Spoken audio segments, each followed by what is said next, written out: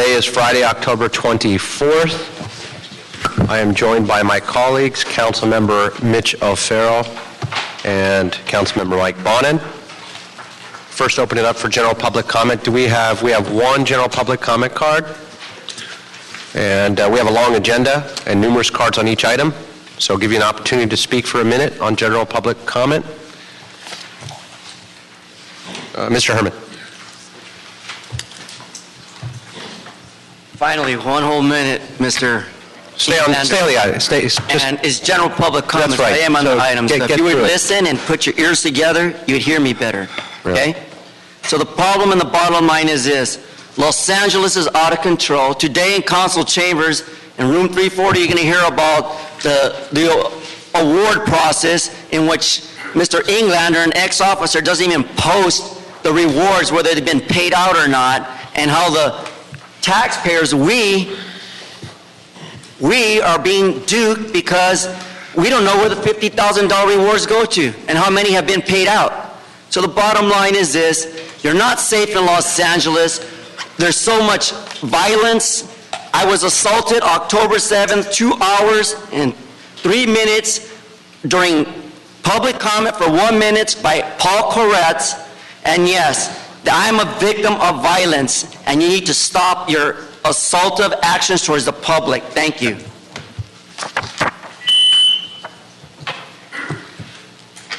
All right, let's go into, we'll go ahead, that'll close general public comment. We'll go in and go through the consent calendar first. Colleagues, items 1, 2, and 3, and 4, I'd like to call on consent unless there's any objection. No objection. We have speaker cards on 1 and 2 as well. And 3 and 4, Mr. Herman, of course. So we'll go ahead and let's give you 3 minutes on all 4 items. Start his clock, please. 3 minutes? Yep. So we're finding out the truth, folks, that under item 3, which discuss the issue of Penal Codes assaults for emergency service to victims of assistance, to grant the award of $993,333 for the use of the city attorney. And yet the city of Los Angeles has the biggest payout in attorney costs, which amounts to a measly $10 million up to date. And why? Because an ex-officer... You're not on the item. Pardon me? You're not on the item. I am on the item. I'm talking about item? the service of victims under this emergency. Yeah, and that's item number 3. And then going into item number 2, the report for the amount of $753,000 to fund the Los Angeles Emergency Management for the fire department. I'm all for it. You must provide the fine chief of fire department the necessary equipment and tools that are state of the art. None of this bullshit of wasting taxpayers' dollars for equipment that fails while the fire department is utilizing our taxpaying dollars to save us. And I thank you, Chief, and all you who are in the enforcement. And yes, again, this is from what? Homeland Security Program. Again, with the crisis of Ebola and the issue going on worldwide, we need our fire department to have, again, the necessary equipment, effective tools, and a larger budget so that they can provide, along with state Homeland Security, which is federal dollars, Mr. Englander, so that we, the Los Angeles Angelinos, are protected. You have items 6 and 7 cards too, if you want to cover those while you're there. Lisa, You absolutely. can entertain us with your thoughts on those. The city attorney reports the ordinance relative to the amending the Los Angeles Municipal Code regarding time to pay the consent of administrative citation fees for changing the definition of continuing violation. Well, you know what? The violation is this. We are victims of violence because you cannot control the... Stay on the item. You're not staying on the item. You're addressing specific other issues. Continuing violations. It could be any violation, sir. There is no category here that's telling me as I read this item number 6. So let's be politically correct. I'm only going based on the limited information you provide, the ineffectiveness for you to provide me, a constituent in the state of California under the Brown Act, to understand my rights here, to read this ordinance and apply it. Again, we must amend every municipal code and every penal code so the public is protected and not assaulted in council chambers. Have your 1 second. Bye.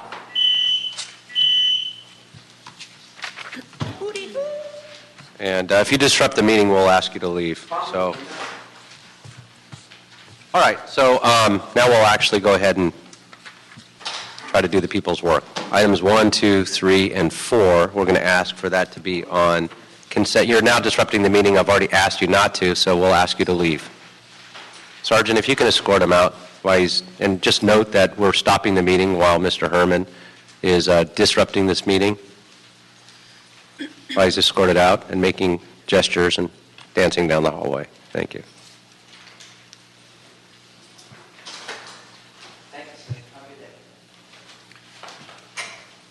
Council members, items 1 and 2 both have CA reports that were submitted after the publication of the agenda. Do you wish to approve those with your action this morning? We'll go ahead and include those as well. That'll be the order without objection. And also for item 1, the CA report has a technical amendment, actually 2 technical amendments to be approved as part of your action. Yes, John, thank you so much. We'll go ahead and include the technical amendment as well. We'll go ahead and take item 6. We have no cards on any other items. If you are here for any specific items that you'd like to speak on, please submit a speaker's card. If not, item 6, I believe, is just an updated, revised, including the emergency clause. There's no other changes. So if there's no issues on item 6, we'll go ahead and approve item 6. That'll be approved as well. Council members, you have before you an ordinance or ordinances dated October 23rd. They are amended to include the addition of urgency clauses. Do you wish to approve those ordinances that are before you this morning? Yes, we'll go ahead and approve the ordinances. Thank you. Great, excellent. Thank you so much. So let's go ahead and jump to item 5 on the supplemental fire department budget requests and ask the fire department to come forward on item 5.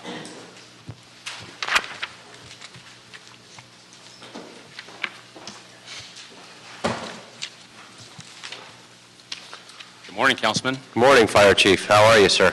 Excellent, excellent. Excellent. Thanks for having me. Thanks for coming in this morning. If you could just walk us through every item in the report, and as well as your perspective of why these requests are coming in now and how important they are. Absolutely. Approximately 3 months ago, I sat in this seat on the day I was about to be confirmed, and we talked about the optimal fire department. I was asked what my vision would be of that fire department, and my answer stays consistent. It's to be metric-driven, technologically sophisticated, community-focused, and representative of the people that we serve.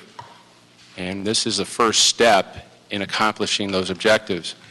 As I continued in this process, the mayor simplified it and said we have 3 R's to be concerned about: response times, resources, and being reflective.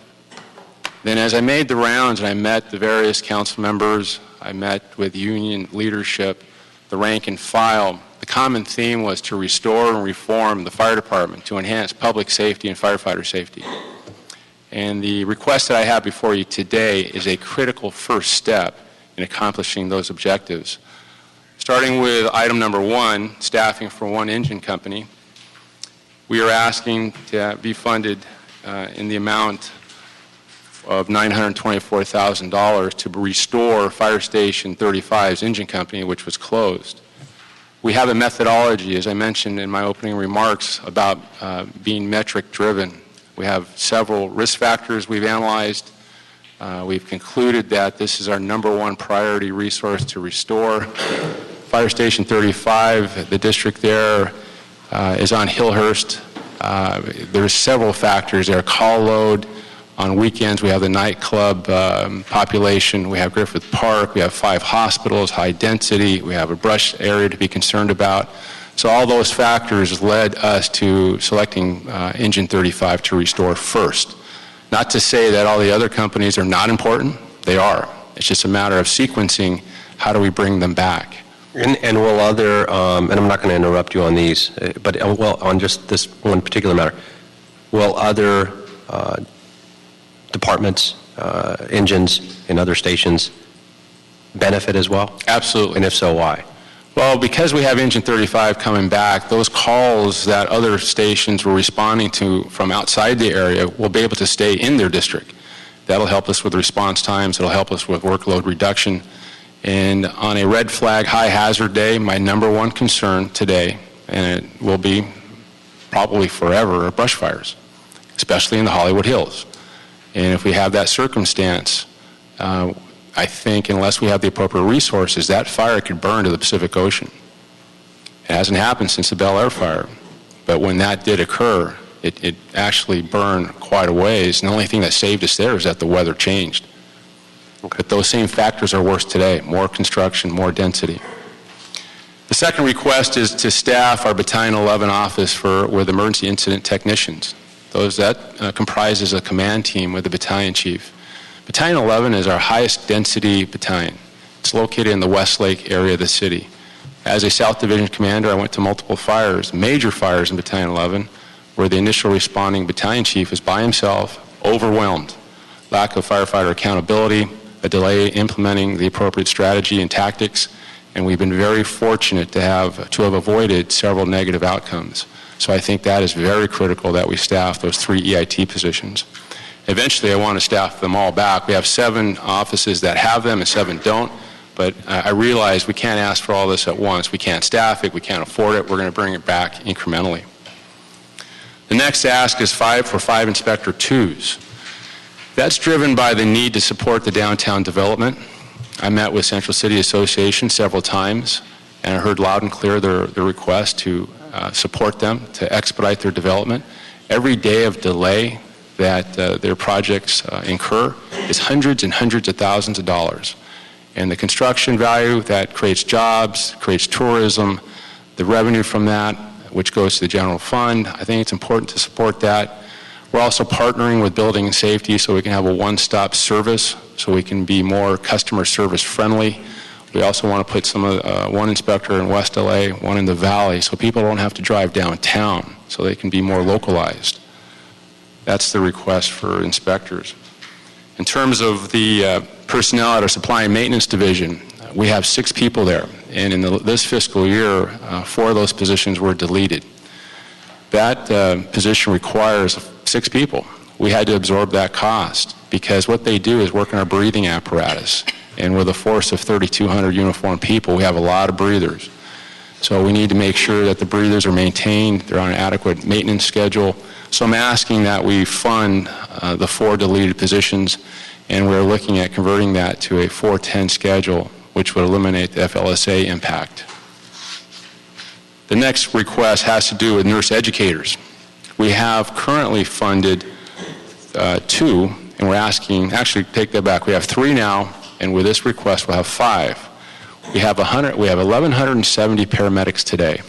The current ratio of nurse educator to paramedic is 390 to 1. If you approve this, we'll reduce that ratio to 234 to 1. We still have a long way to go. Subject matter experts tell us that we should be at 50 to 1. My concern here is raising the training and capability level of our paramedics. We have a tremendous risk of litigation if we have a poor outcome because we had lack of training.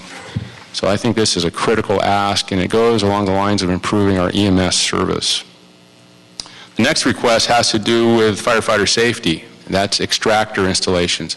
Extractors are industrial washing machines that wash our turnouts. After we go into a structure fire, the smoke from that fire contains carcinogens.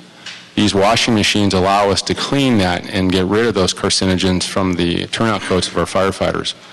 We are very fortunate that the Fire Foundation donates the extractors, which are very expensive. This ask is to pay for the installation, the electrical and the plumbing, to support those extractors.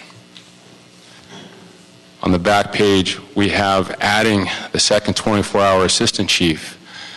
In the budget that was approved in this current fiscal year, the 2nd division office was eliminated. Today, we have 2 division offices. We used to have 3. That was the optimal model. But right now, as we speak, today, there's a North Division and a South Division. I was in the South Division for the last 4 years. On multiple occasions, I was faced with which incident do I go to? I have 2 major emergency structure fires, or if you look at the wharf fire we had last month, that incident took 32 hours to put out. There's also circumstances where you may have an immediate need brush dispatch. When that happens, the division chief is leaving with 5 to 10 engines to go to a brush fire, which would leave the city with 1. My concern is that if we were to allow this to occur and have one 24-hour division office, and that division command team leaves, we'll have nobody here to run the entire city, especially after hours on a weekend. The rationale that, as it was explained to me, was that the 4-bureau concept would compensate for that. But the personnel on that program, they're going to be working business hours. They're going to be leaving at 5 o'clock. After hours is my concern. We're a big city. We have multiple hazards. We have the wharf fire, we have the airport, we have brush issues, we have chemical fires, and I can go on and on and on. I think our minimum should be to maintain what we have today, 2 24-division office command teams. The next piece has to do with being metric-driven. That's asking for the 2 senior fire statistical analysts. We had a press conference yesterday that focused on rolling out our data, making it transparent. We triple validated the data to make sure that it was accurate. No other fire department in this country, and probably the world, validates it once. LAPD validates their data once, but for our rollout, to increase the public trust, we validated it 3 times. What I want to do is expand our capabilities to be metric-driven across the department. I want to look at work comp injuries, traffic accidents, grievances, and on and on and on. If we do that, we're going to make better decisions, we're going to be more cost-effective, and we're going to provide a better service to the public. So that ask is for 2 of those positions. The next request is a dispatch system manager. This one position, this one project, in my opinion, will have the greatest impact on response times. And what this does is it allows us to hit dispatch faster at our dispatch center.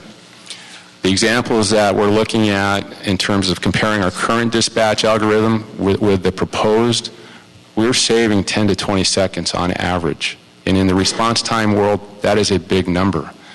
So this one position is going to be in charge of working with Dr. Eckstein to continue to roll this out. Our projected rollout date is December 1st, and to continue to modify it as we move forward, always with the goal of increasing or decreasing the time it takes to process these calls and improving our response times.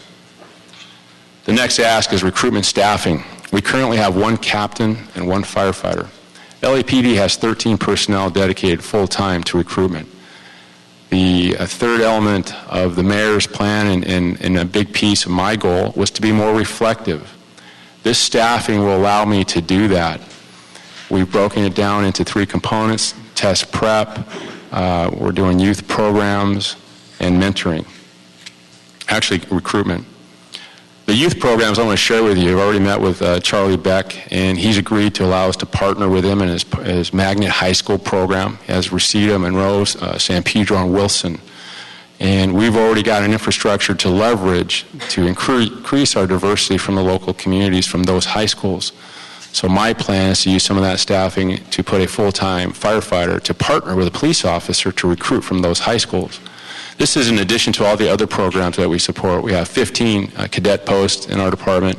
We have a Crew 3 program out in the valley.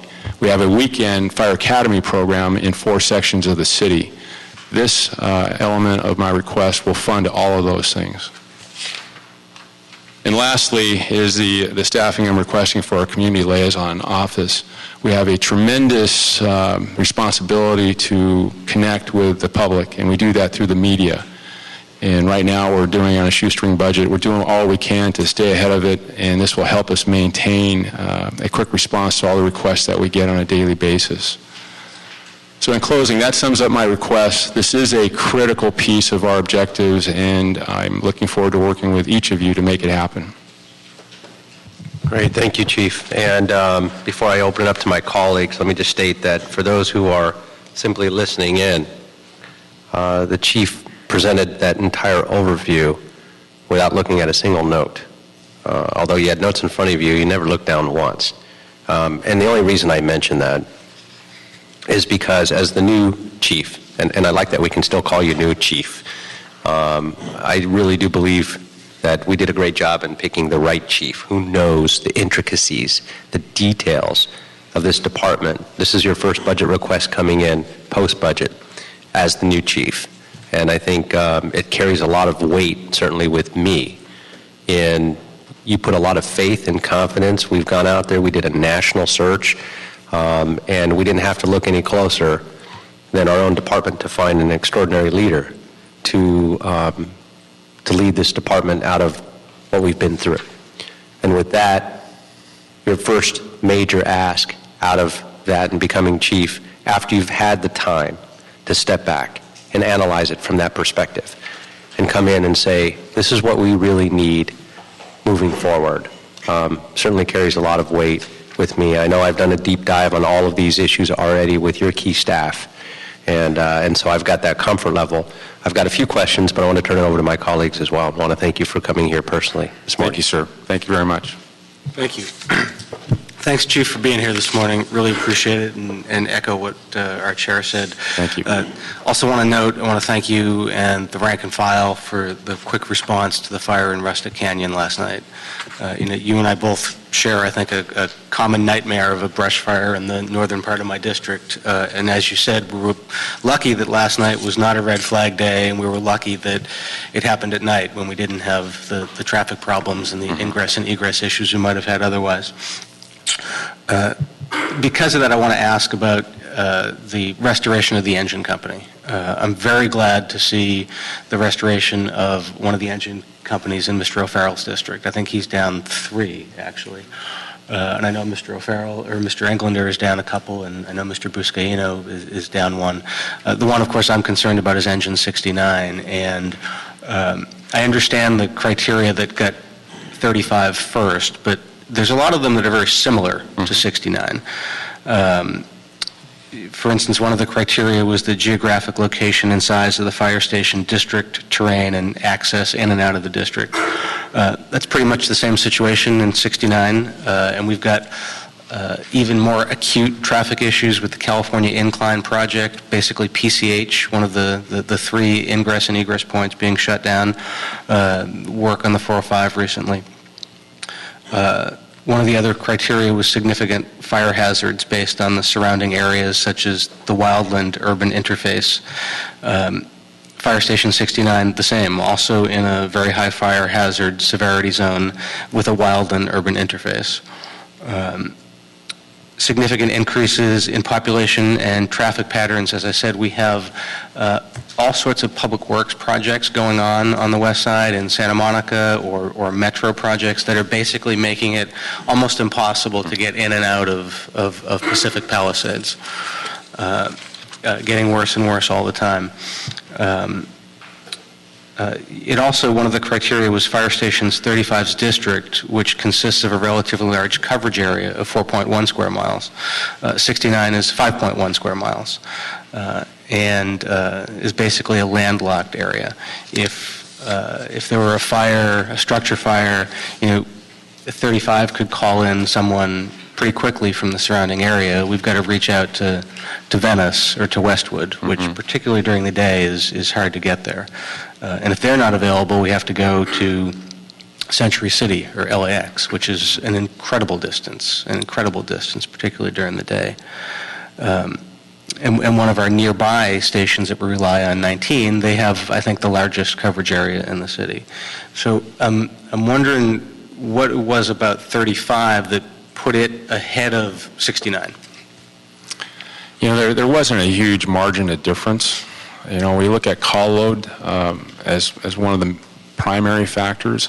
And 35's district had the highest call load, and 69's was further down. Given the fact that there are a lot of similarities to other points that you made, but the gap wasn't significant. It's really small points. And my challenge is to rely on a metric-based methodology and the input of my deputy chiefs and their staff to make informed decisions. At the end of the day, I looked at the list and I concurred with the recommendation.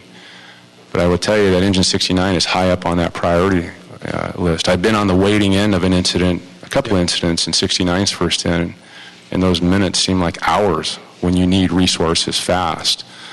So I guess the biggest difference would have been call load would have made the difference for the distinction between 35s and 69s.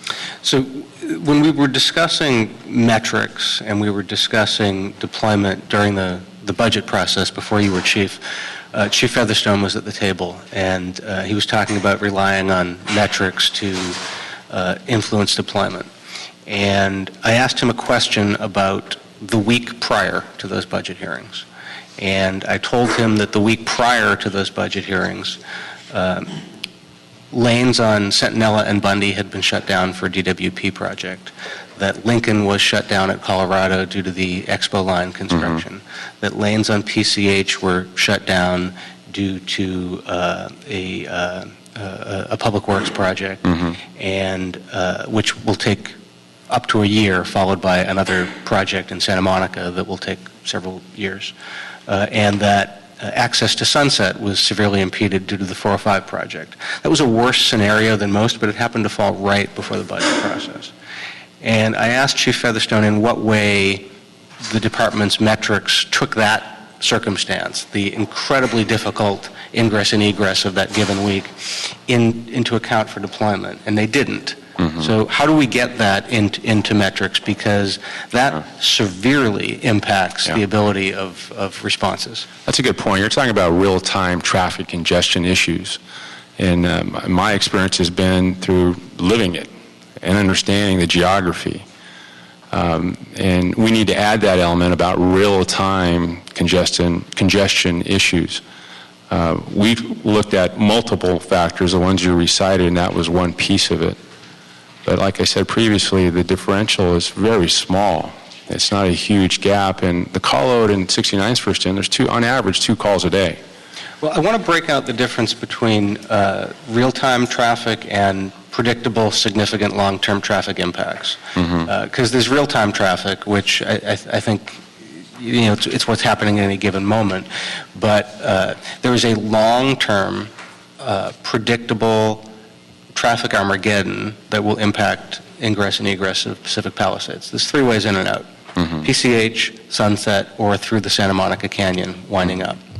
PCH is essentially going to be closed in part due to the Santa Monica Incline project.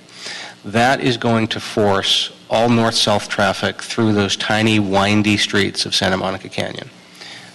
And a fire truck won't be able to get through them because there won't be room for a car on those streets to pull over. It just won't be physically possible. So effectively, the department's only way to get in is going to be Sunset from further east, so you're going to be even further away. That's a long-term thing. It's going to be a couple of years, and it will have a significant impact. So how do we factor that into deployment? We'll have to go back to the table and look at those things with the schedules that are being proposed and take another hard look at it. But I do think that's a reasonable request. And like I said before, it's just a very minuscule difference between the sequencing of these companies. Okay. And then I had a question on, I appreciate that, and I understand we've had several discussions. I appreciate your commitment to restoring Engine Company 69, and I appreciate your comments today. I think we need to have some further discussions about how to anticipate some of these very impactful public work projects, make sure the department knows about them and that it informs the department's deployment decisions, because it can have a pretty extreme impact. Absolutely. What's that? I got a recommendation. Oh, great. Okay, good. I can always count on my chair. I had a question about priority number 7, about the build-out expenses.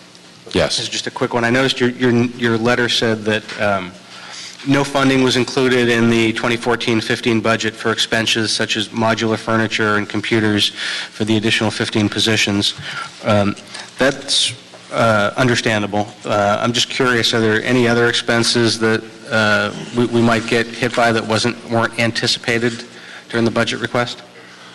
These are my findings after being in the seat for 3 months. I've asked all my deputy chiefs in charge of each bureau to give me your critical wants and make sure we addressed everything. And to answer your question, yes, so to this point it is. And the biggest cost in that is just the moving cost.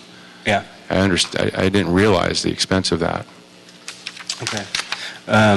I'm done with my questions, and I will concede that I, unlike you, had to look at my notes as I was asking some of the questions. Thank you, sir. Thank you. I wasn't going to mention that. Councilmember O'Farrell. Thank you, Chair Englander. I too have to look at my notes. So, yeah, thanks for making us look bad this morning. No, it's not making you look bad. It's making your staff look better. But the fire chief certainly knows his department. Agreed. No, I love your report, and I have such trust already in you in this role. Thank you. And that's really comforting and makes all our lives a little easier. I appreciate that. I just have a comment, and I don't know if it's going to lead into a question or not yet, but in terms of the resources support for, in relation to restoring the resources at Hillhurst, we also need to acknowledge that it's right next to the 5,000-plus acre Griffith Park. And Griffith Park is increasingly vulnerable to fires in this drought that we are now existing in. And I was on the scene many years ago when that really horrible fire occurred. So that combined with the Battalion 2 at Westlake, it really does benefit this sort of urban core area that involves improvements in the 1st Council District, the 4th Council District, and of course mine as well, the 13th.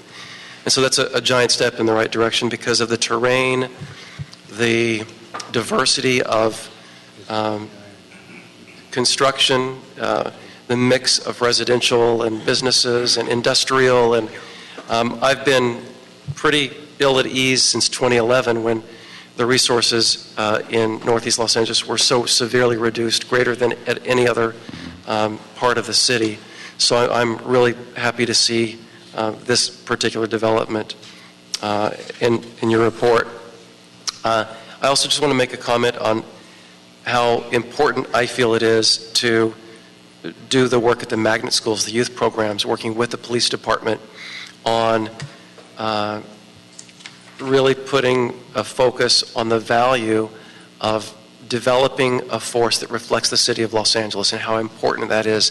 And I would love to see that program grow. And I think there are also implications with that, with future recruiting, in terms of how we're going to struggle for the next handful of years just to keep the force at the numbers it's at our very best, if we get all the drill towers fully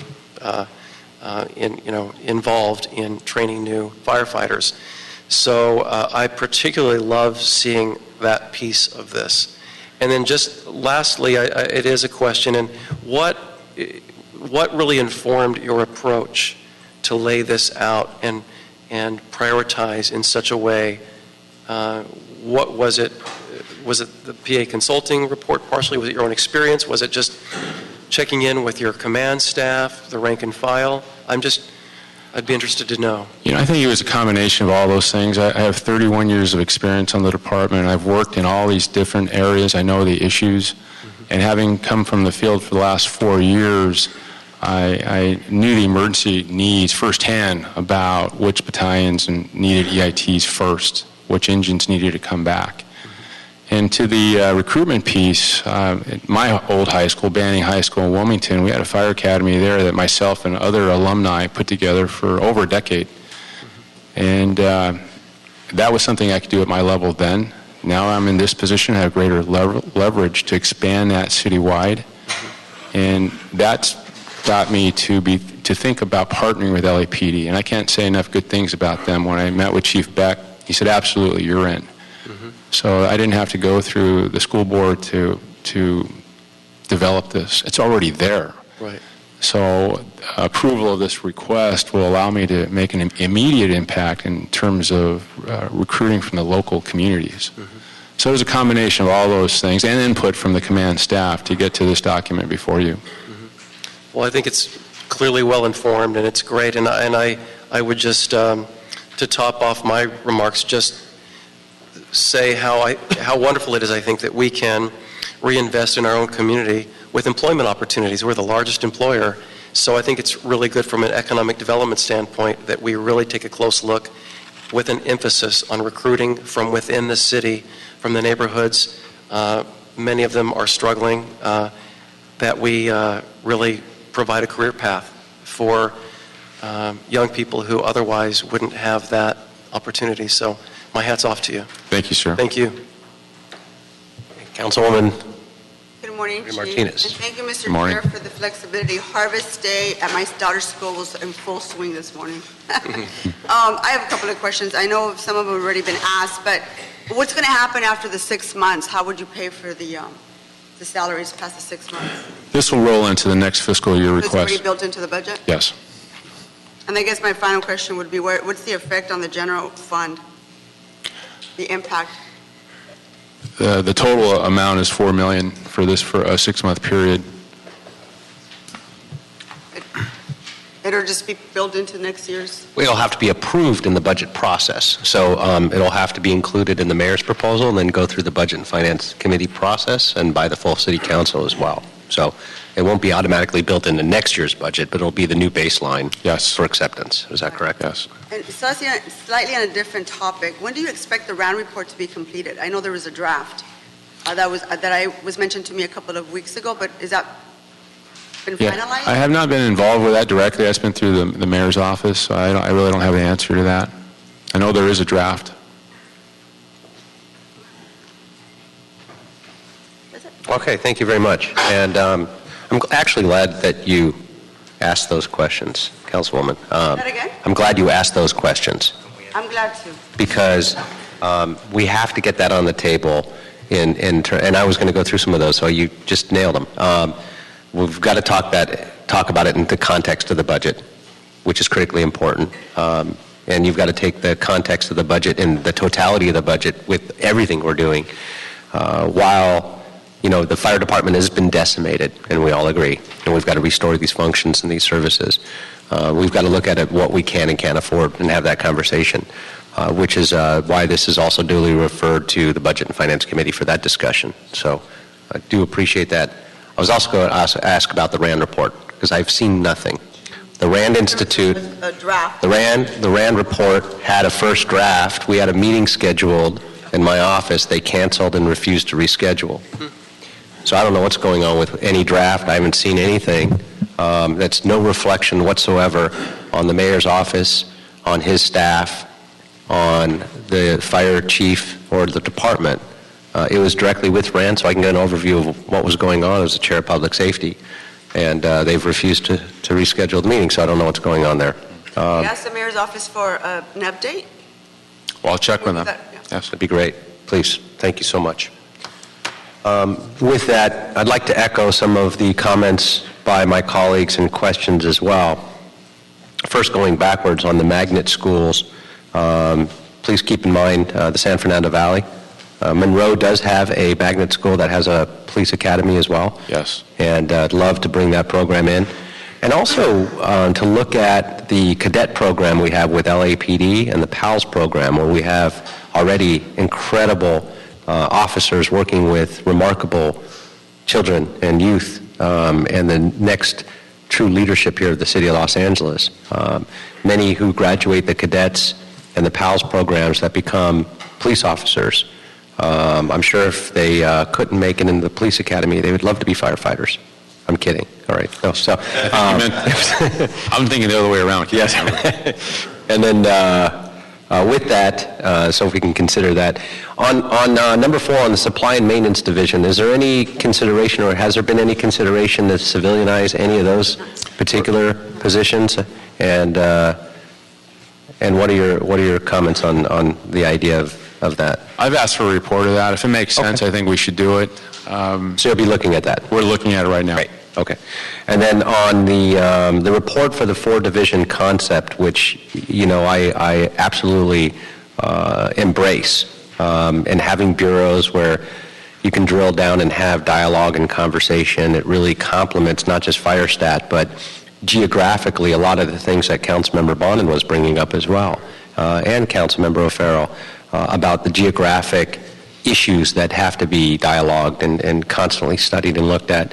Where are we on a written report on that? We're actually going to come and give a presentation to each of your council offices as well as the mayor's staff. We got to do an internal education with our people as well, and we will provide you a written report on top of that. We're real close. We're actually moving forward on this project. It's already been funded. I will be identifying the 4 deputy chiefs next week and posting it. I do think there's tremendous opportunities here. And talking to Chief Beck and his alignment, we're not in exact alignment with PD, but we're trying to be close. The elements that we discussed that I really like are owning the geography. Issues come and go, geography doesn't change. So if there's an issue in one of your districts, you know who to go to get it fixed. So I'm looking for increased accountability. I want a fire stat, each bureau, so we can compare those metrics to see what things are going well and which things we need to have further dialogue on. So that's where we're at on 4-bureau concept, and I'm looking to actually have it operational in early next year. Excellent. Since you brought up FireStat, and it's in context to this as well, and that's one of the elements that are being budgeted out of this, and a lot of the conversation and concern that Councilmember Bonin was bringing up in his district, let me just take a second on FireStat LA. The idea of developing a quantifiable, verifiable, deep dive data set that's accurate, and over time, data is, and I stated it yesterday, is very much like a fine wine. If you gather it correctly and store it correctly, it gets better and better. Data is so incredibly important, and what we've learned in this department is that if data is gathered either incorrectly or analyzed a different way every time, it's not accurate. And what we've done here, and just yesterday going live on the fire department website under your leadership, is remarkable. And there's a story that needs to be told. This is a major paradigm shift in the way we've ever done business within this culture of the department. This has taken a remarkable effort by so many leaders and experts between coming up with the information data analysis team, IDA, that did a deep dive in trying to figure it out, with the help of the media hanging a lantern on this issue and bringing all this information to the forefront as well in their analysis, particularly the LA Times, with the help of the rank and file, the unions, both Andy Fox and Frank Lima, in supporting the idea of a FireStat system based on a model of CompStat, which is critically important. And what CompStat has done to change policing in this world, while it was started in Boston and tried out first there, and then the idea was really rolled out in New York, but it was perfected here in Los Angeles. It's gotten us out of the consent decree. It's really been based on beyond just numbers. It's data plus dialogue. The idea that people get together regularly to communicate and troubleshoot, look for solutions, identifying all of these issues. It's not just about one thing. It's not just about crime numbers and crime stats or putting cops on the dots. It's about troubleshooting and looking for patterns and areas of improvement. It's about community policing and getting more people involved. It's exactly what the fire department is doing now. It's a major shift. We'll be the first, and we are the first department, not in this country but in the world, to embrace anything of this magnitude.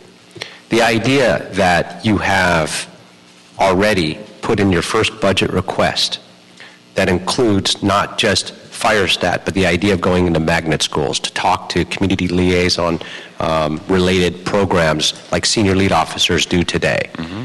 The fact that we have more deaths this year for failure of people to have working fire detectors, fire alarms, essentially a 50-cent piece that could save a family, a battery. Free fire alarms that under your leadership and your department are now giving out at every fire station. The fact that you've put money into the program already is really a cultural change and a shift the way we've done and operated this department. And I can't thank you enough. I know it's going to take time. I know it's going to take a lot of dialogue. But if we talk about the issues, for example, that Councilmember Bonin brought up, about Fire Station 69 and 19. Have they had a fire stat meeting yet, do you know? I believe the battalion has done their fire stat, yes. Okay. We'll be complete December 11th with the entire city. Fantastic. What I would recommend is, and this is the perfect model for that, what I would recommend is in that bureau, if you will, because I like the idea of identifying the 4 other stations that accompany and support and work alongside Fire Station 69 and 19, is to have a full fire stat meeting when the time is right and when it's ready. And bringing in Public Works and the Department of Transportation, Caltrans, to have a conversation so everybody is involved in the decision-making process and looking at the problems and the solutions, and having the council member of the district there to co-host that fire stat meeting. And actually, and it's not a public meeting, and it's not an opportunity to have any gotcha moments. It's an opportunity to dialogue and look at the data from traffic issues and patterns and what's happening with construction, how long that period's going to be, what the struggles are, what are some of the ideas and solutions with the resources we currently have, or are there additional changes or tweaks or conversations, communications, collaboration that can be done to address some of those issues, those life and property threats because of the terrain, because of all the projects going on there. And that's exactly what fire stat and the concept of it, it's not just data, it's dialogue, is. And so I'd strongly recommend perhaps looking at that opportunity. It's a great idea. We'll commit to that, and we'll have the West Bureau Commander in place by then. So I'm looking for that person to be an advocate for that quadrant of the city. And I think that's an excellent point. We will do that. Excellent. Okay. Well, it'll be the recommendation to approve all of your recommendations. And if I'd like to take a vote on that? Aye. Englander. That would be unanimous. And with that, we'll go ahead and accept it with any technical corrections or amendments in the CAO's report that's attached as well. Thank you, Chief. all. And let me say, Chief, thank you. Thank your staff. But more importantly, and most importantly, the men and women in the Los Angeles Fire Department. Thank you, sir. There's no CA report this time, so you Okay. can be approving the LAFD report Great, recommendation. excellent, thank you. That'll be the order. Unanimously without objection. Thank you. Thank you all. Okay, with that, I believe we have one other item. Item 7. Item 7, Pulse Point. A status update on Pulse Point.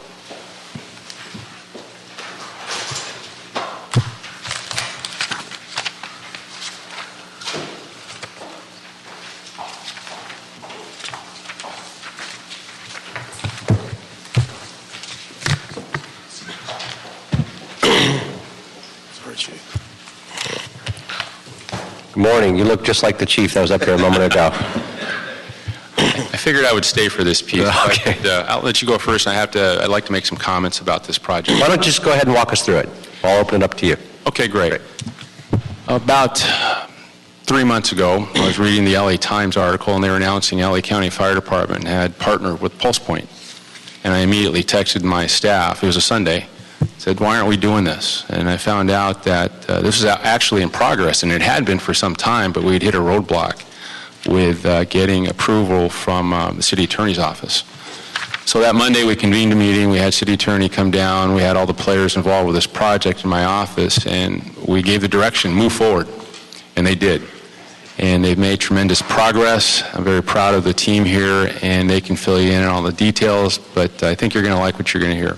Fantastic. And I want to thank also Councilmember Bonin for seconding the motion along with me. I think it's amazing that simple technological advancements and think about somebody's having a heart attack, and the fact is there's an app for that, really, to help save a life.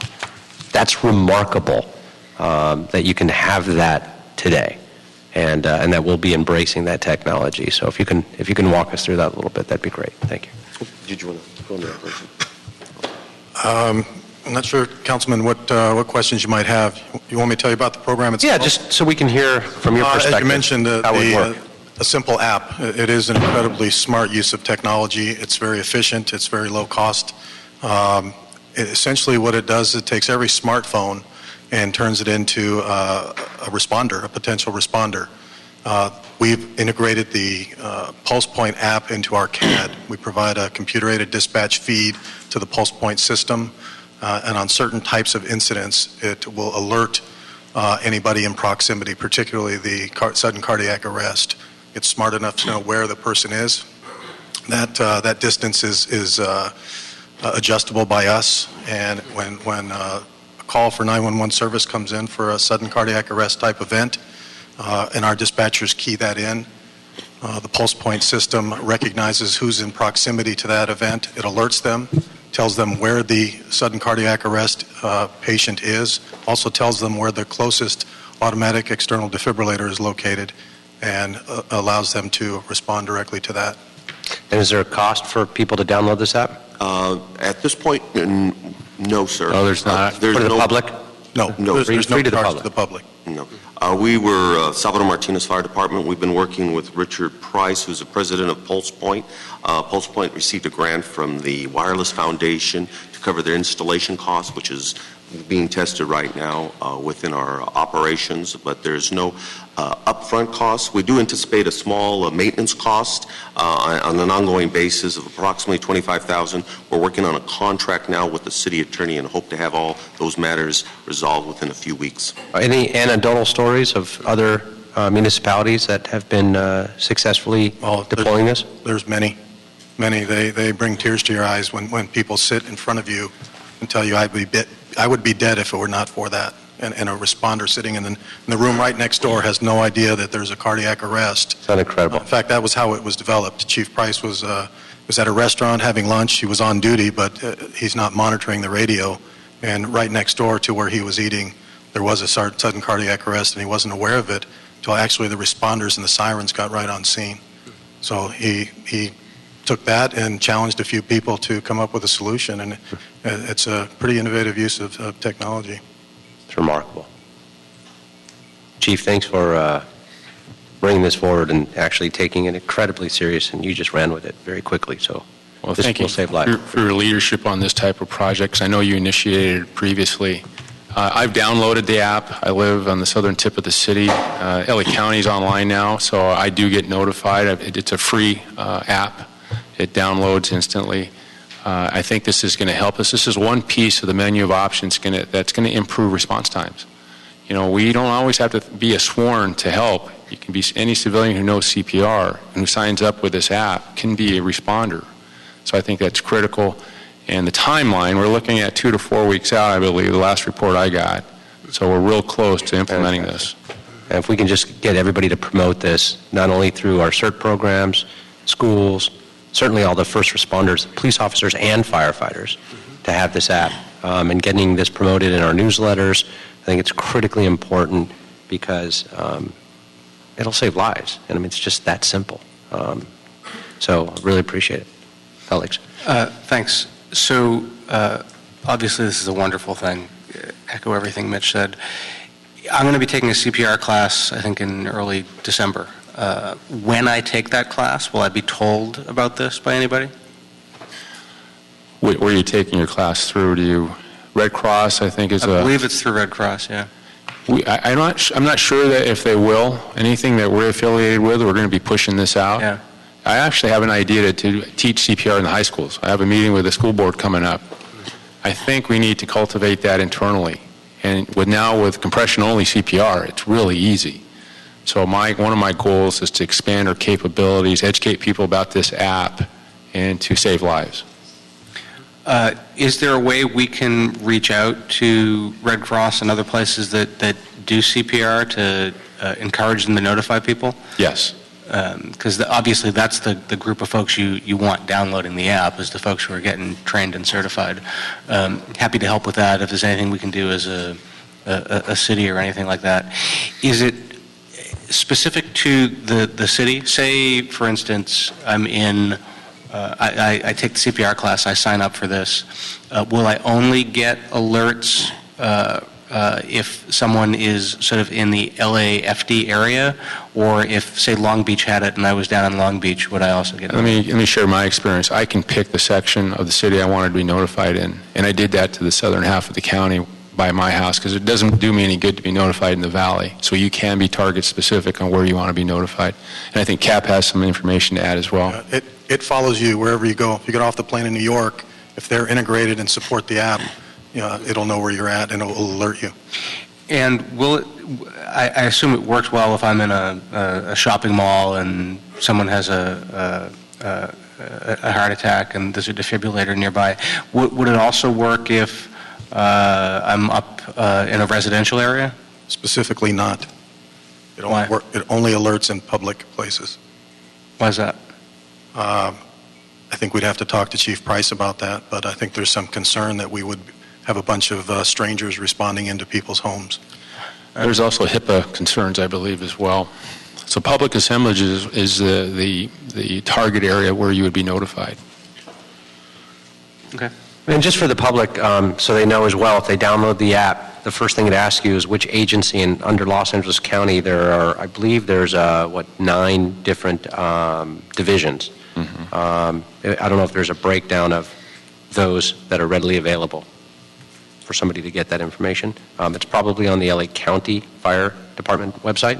I found this right through the app, and it gives you the geographic location, and I picked the one nearest my house. When we get online with Pulse Point, you'll be able to pick from within the department, LA City Department. Terrific. Excellent. Thank you. Sounds like a great new resource. How long has it been in use in the county? The article was about 3 months ago. Okay, They went live. Is there any data yet in terms of additional responses, I'm not lives aware of saved, any. et cetera? I mean, it sounds like it would be kind of hard to quantify right now since it's so new, but I was just curious. The Pulse Point website has a lot of information there. Okay. We can get that information. Whenever an alert is given by the system, they can tell if the person responded. They'll send them out an electronic feedback request and ask them to voluntarily participate in it. So if they choose to, they get direct feedback from the actual person that responded and anybody else that was alerted. Thank you. Yeah, and in addition to CPR and AED information, it'll also send you, based on the geographic information you selected, as a structure fire, working confirmed or structure fire, vegetation fires, traffic collisions, expanded traffic collision issues, technical rescues, hazardous materials news, CERT programs, and disaster information. So there's a lot of other information, and you can select what feeds you want to get. So if you don't want to get any of that, you just want to sign up for one particular thing, you could do that as well, and we'll be incorporating, I believe, all of those elements into Pulse Point as well with the fire department. So thank you for that. All right, I believe we'll go ahead and approve that, and thank you so much once again. This is fantastic, and I appreciate your support on this and all your work. Thank you. And that'll conclude the Public Safety Committee for today. We're adjourned. Thank you.